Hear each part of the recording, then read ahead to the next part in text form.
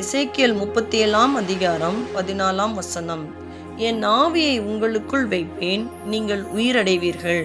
கர்த்தராகிய இயேசு கிறிஸ்து இந்த நாளிலும் கூட சொல்லுகிற வார்த்தையாவது, என் ஆவியை உங்களுக்குள் வைப்பேன், நீங்கள் உயிரடைவீர்கள். ஆமா, ஆவியின்படி நடக்கலன்னா ஜீவனும் சமாதானமும் இருக்காது. நம் வாழ்க்கையில ஜீவனும் இருக்காது, ஒரு சமாதானமும் இருக்காது. அதனால தான் ரோமர் 8:6 சொல்றாங்க, மாம்ச சிந்தை மரணம், ஆவியின் சிந்தையோ ஜீவனும் சமாதானமாம் அப்படின்னு சொல்றாங்க.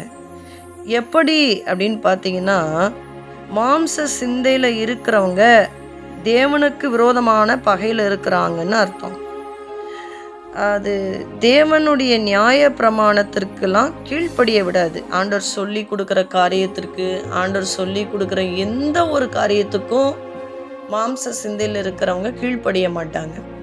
உதாரணத்துக்கு, கெட்ட வார்த்தை உங்கள் வாயிலிருந்து புறப்பட வேண்டாம்னு சொன்னால் கெட்ட வார்த்தை பேசுவாங்க. அவங்களுக்கு அது உணர்த்துதலாகவே இருக்காது. ஏன்னா அவங்க ஆவியில் மரணம் அடைஞ்சிட்டாங்க, அவங்க ஆத்துமால மரணம் அடைஞ்சிட்டாங்க.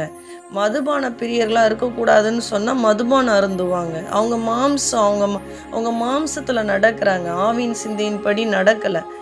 அவங்க ஆவியும் ஆத்துமாவும் மறிச்சு போச்சுன்னு சொல்லி இப்படியா வேதம் சொல்லுது. ஆண்டவர் சொல்கிற நியாய பிரமாணங்களுக்கெல்லாம் கீழ்ப்படிய மாட்டாங்க.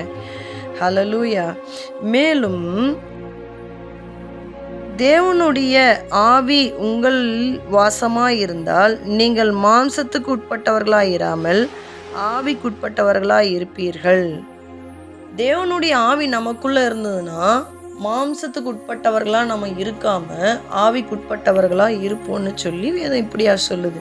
கிறிஸ்துவனுடைய ஆவி இல்லாதவன் அவருடையவன் அல்ல அப்படின்னு சொல்லி வேதம் இப்படியா சொல்லுது. நீங்க கிறிஸ்தவனே இல்லை, நாம கிறிஸ்தவங்களே இல்லை. அவருடைய நியாய பிரமாணங்களை, அவருடைய காரியங்களுக்கு கீழ்ப்படியாதவங்க, அவர் சொல்லுகிற நல்ல ஆலோசனைகளுக்கு, கட்டளைகளுக்கு கீழ்ப்படியாதவங்க கிறிஸ்தவனே கிடையாதுன்னு சொல்லி வேதம் இப்படியா சொல்லுது. அப்போ இந்த நாளில் இப்படிப்பட்ட நியாய பிரமாணங்களுக்கு கீழ்ப்படியாதவர்கள் உயிரடையும்படியா, ஆவில ஆத்துமாவில் உயிரடையும்படியா ஆண்டவர் அழைப்பு விடுக்கிறார். ஹல்லேலூயா. அவர் சொல்றாரு, என் ஆவியை உங்களுக்குள் வைப்பேன், நீங்கள் உயிரடைவீர்கள் என்று. எசேக்கியேல் 37 கர்த்தராகிய ஆண்டவர் எசேக்கியேல் ஆவிக்குள்ளாக்கி ஒரு எலும்புகள் நிறைந்த பள்ளத்தாக்குக்கு கூட்டிட்டு போறார். ஒரு சேனையை எழுப்பும்படியாக கூட்டிட்டு போறாரு. அந்த எலும்புகள் உலர்ந்த எலும்புகளாக இருக்குது. அதை பார்த்து நீ தீர்க்க தரிசனம் உரைன்னு சொல்கிறார். என்ன உரைக்க சொல்கிறாருன்னா, நான் நரம்புகளை உண்டு பண்ணுவேன், மாம்சத்தை உண்டு பண்ணுவேன், தோளுனால் மூடுவேன், ஆவியை கட்டளிடுவேன்னு சொல்லி ஆண்டவர் சொல்கிறார். கர்த்தர் சொல்லுகிறாருன்னு போய் சொல்லு அப்படின்னு சொல்லி இவரும் போய் அந்த இடத்துல என்ன செய்கிறாரு, தீர்க்க தரிசனம் உரைக்கிறார். இப்படியா சொல்லிக்கிட்டே இருக்கும்போது அந்த மாம்சத்தில் அந்த அந்த எலும்பு கூடெல்லாம் ஒன்று சேர்ந்து அதில் நரம்பு, சதை, தோல் எல்லாம் ஒரு மாம்சமாக வந்துருச்சு.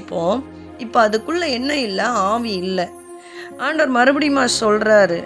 அப்பொழுது அவர் என்னை பார்த்து, நீ ஆவியை நோக்கி தீர்க்க தரிசனம் உரை, மனுபுத்திரனே, நீ தீர்க்க தரிசனம் உரைத்து ஆவியை நோக்கி கர்த்தராகிய ஆண்டவர் உரைக்கிறது என்னவென்றால், ஆவியே, நீ காட்டு திசை நான்கிலும் இருந்து வந்து கொலையுண்ட இவர்கள் உயிரடையும்படிக்கு இவர்கள் மேல் ஊது என்கிறார் என்று சொல் என்றார். அப்படியே என்ன செய்கிறார், எசேக்கியேல் இந்த தீர்க்க தரிசன வார்த்தைகளை சொல்லும்போது, ஆவி அவர்களுக்குள் பிரவேசிக்க அவர்கள் உயிரடைந்து காலூன்றி மகா பெரிய சேனையாய் நின்றார்கள். நீங்களும் ஒரு சேனையாய் எழும்பணும், உயிரடையணும்னா கர்த்தருடைய ஆவியானவர் நமக்குள்ள வாசம் செய்யணும்.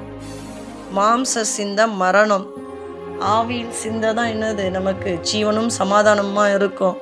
நமக்குள்ள கர்த்தருடைய ஆவியானவர் இல்லை அப்படின்னா நம்ம ஒரு நடைப்பிரேதமாக தான் நம்ம இருக்கிறோன்னு அர்த்தம். ஹல்லேலூயா.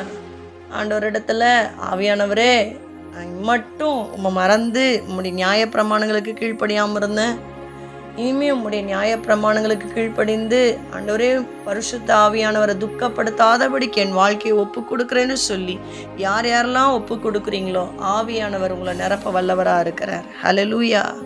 நீங்களும் உங்கள் குடும்பமும் ஆசீர்வாதமாக இருப்பீங்க. ஹல்லேலூயா, ஹல்லேலூயா. அவர் இருக்கிற இடத்துல சமாதானம் இருக்கும். அவர் இருக்கிற இடத்துல சந்தோஷம் இருக்கும். ஹல்லேலூயா, ஹல்லேலூயா. தேவனுக்கு ஒப்பு கொடுக்கலாம். ஒப்பு கொடுங்க, ஒப்பு கொடுங்க. ஆவியானவருக்கு ஒப்பு கொடுத்து இந்த நாளில் மாம்ச சிந்தை என்னிலிருந்து எடுத்து போடுங்க அப்படின்னு சொல்லி ஆண்டவர்கிட்ட கேட்டு உயிரடையட்டும்.